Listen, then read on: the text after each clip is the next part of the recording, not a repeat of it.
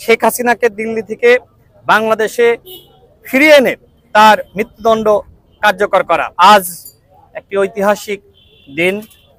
গণহত্যার মাস্টারমাইন্ড শেখ হাসিনার বিরুদ্ধে ফাঁসির আদেশ দেওয়া হয়েছে। এই রায়ের মাধ্যমে আমরা সন্তুষ্টি প্রকাশ করছি। শেখ হাসিনা জুলাই গণঅভ্যুত্থানে যেভাবে নির্বিচারে মানুষ নির্দেশনা দেয়, এই হাসিনার কোনো ক্ষমা জনগণ করবে না।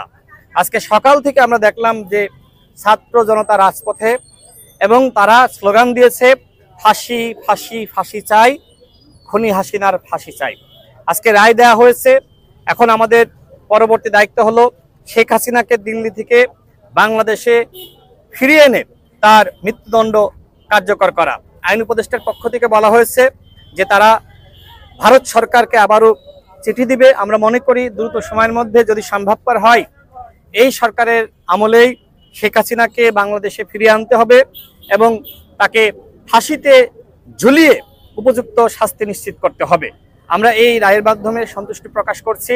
আমার মনে হয় যে আজকের এই রায়ের মাধ্যমে কিছুটা হইলেও আমাদের সেই আবু সাঈদ, মুগ্ধ, ওয়াসিম, ইয়ামিনদের আত্মা শান্তি পেয়েছে।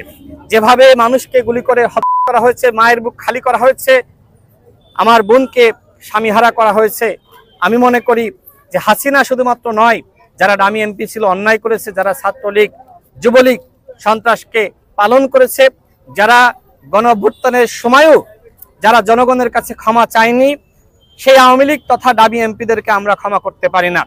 আজকে হাসিনার রায় দেওয়া হয়েছে। পরবর্তীতে যারা আরো অন্যায়কারী, জুলুমকারী, যারা গণহত্যার সাথে সম্পৃক্ত ছিল, তাদেরও ধাপে ধাপে রায় দেওয়া হবে।